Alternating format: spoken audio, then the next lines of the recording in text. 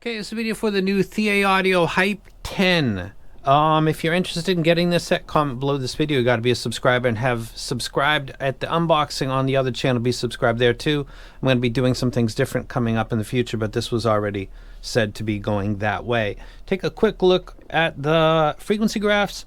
They look quite similar. There's some difference with a little less energy at 6K, 5K relative to the 4 and the 2. It's more forward in the gain, more matching to my personal target, and not a lot of difference that couldn't be easily explained by the difference in a mic, like one person's mic compared to another person's mic, a dB of variation between units. It's the way that some people hug graphs is kind of disturbing, but it is what it is.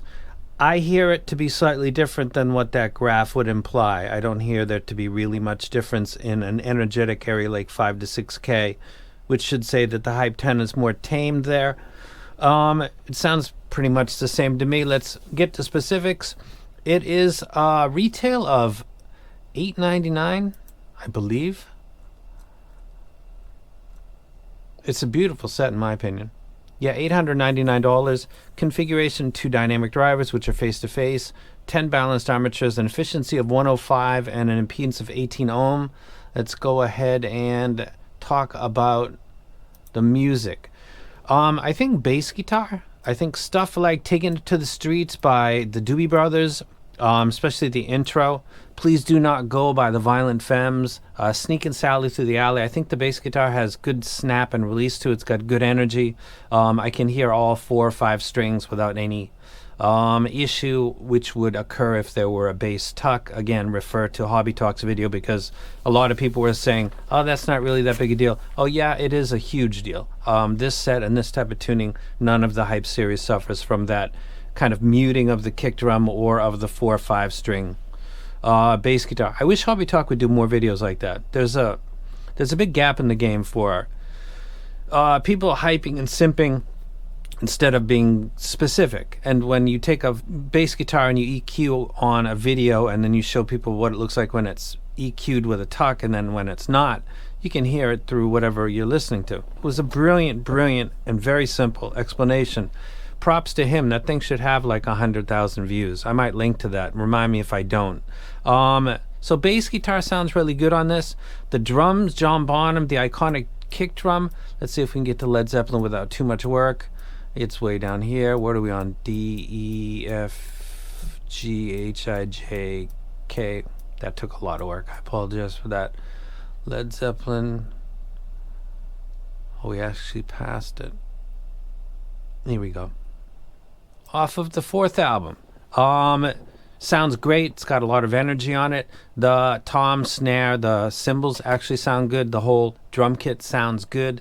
The bass guitar on prior track checks sounded good. John Paul Jones sounds good in here and on this album as well.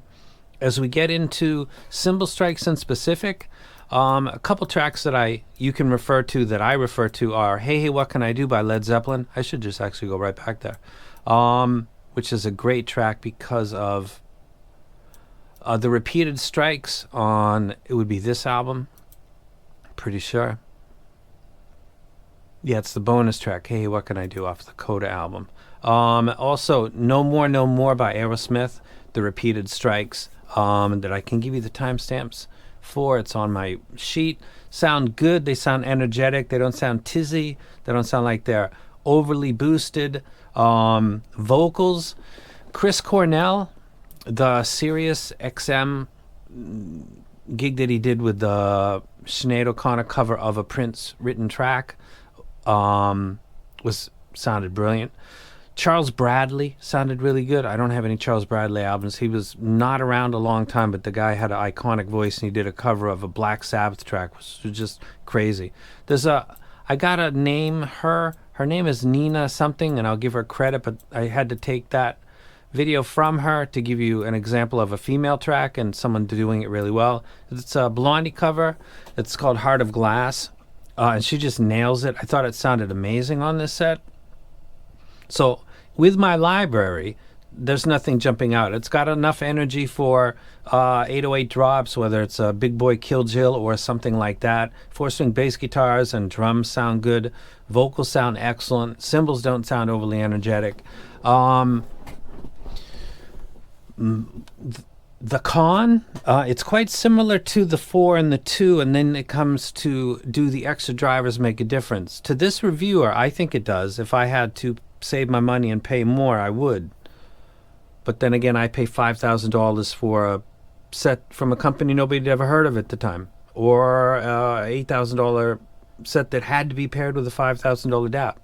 So I do kind of stuff like that sometimes, but I would pick the 10 out of the 3 sets just because I like knowing that there's extra drivers and I can't hear any disconnect between them, like a weirdness in the crossover. It all sounds quite smooth and good. I would wreck it. Of course, when you're buying stuff in that price range, you're going to start to take a look at other options. With my library, it's a legit option. I think the shell's beautiful. It's something that maybe, I don't know if you want. I actually don't know what people like. I think it looks gorgeous. I also like the way that the camper looks. So that's the Hype 10 first impressions. It gets the wreck. It's a good set. I would say it's the best of the Hype 10s, but that's like a placebo, because I believe that more drivers is a better thing so long as they're crossed over well and I can't hear the different drivers or the different types of drivers, like a lack of cohesiveness, which I don't pick up on this.